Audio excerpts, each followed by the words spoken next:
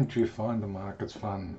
So the focus today was obviously the Pelosi landing in Taiwan and the fear of World War II or World War III, sorry. Um, Even though that hasn't really dissipated, when she landed, they decided to buy stocks up because nothing happened. The other things that were focused on was the Feds, which certainly turned the bonds around, and I'll show you that in a second. But stock market, it's got a bit of a triple top here on the hourly, as it's failing to push higher. We're certainly overbought, so we might see come back and fill this gap in, this gap here. Might see that market come back and fill that in before having another run higher. As it seems now, interest rates are still on the rise, with all the Fed heads saying we're not pivoting. Inflation's still too high, so interest rates have got further to go. And we can see the bond market took off on that jawboning, which gave the US dollar another bid. So this is not safe haven buying because safe havens were out, as we can see here in the yen, and gold also fell. So it's gold also reversed off 1800 effectively. So there's not risk on. Sorry, it's risk off environment, risk on environment. So taking risk, and safe haven assets are sold off, such as gold and yen. So the move in the US dollar is more about the interest rate jawboning from the Fed, and we saw the euro fall back into that range. The Aussie certainly reversed, but that sell-off started when they raised rates. It was buy the rumour, sell the fact, and they sold off the rates there. Have back at support level, so it'll be interesting to see what that can do. But if US dollar is strengthening, I'd say we're heading back down towards lows.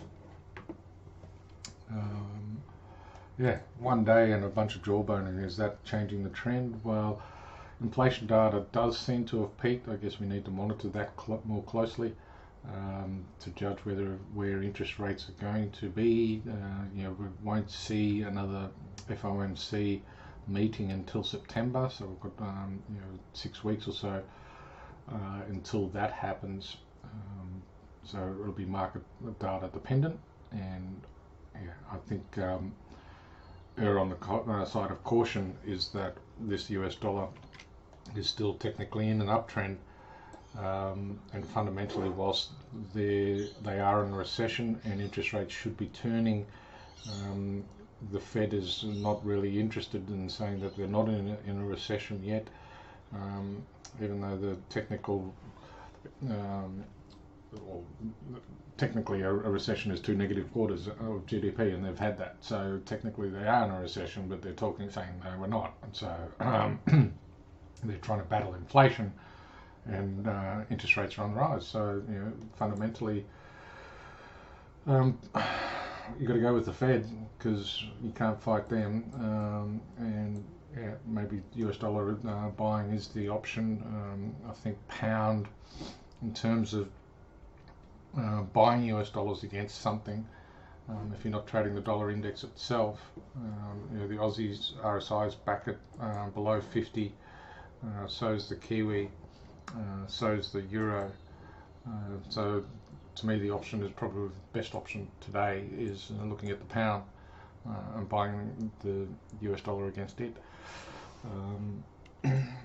Other than that, trading in the shorter time frames is always preferable when you're jumping from one headline to the next. You don't want to be in the trades for too long.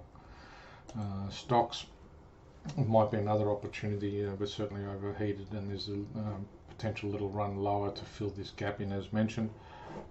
We look at NASDAQ, similar. The gap is not as big, but we've got a little gap there that needs to be filled in.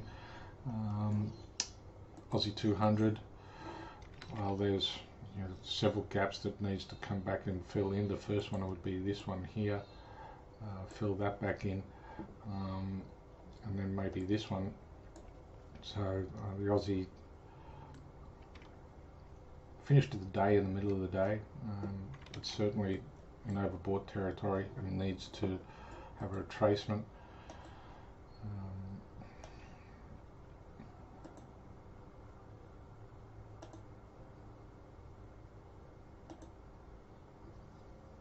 Yeah, and VIX,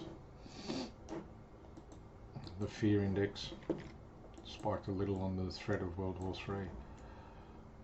Nice little trendline support.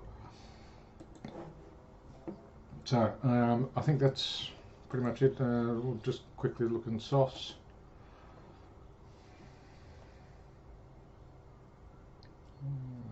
Not much there to worry about.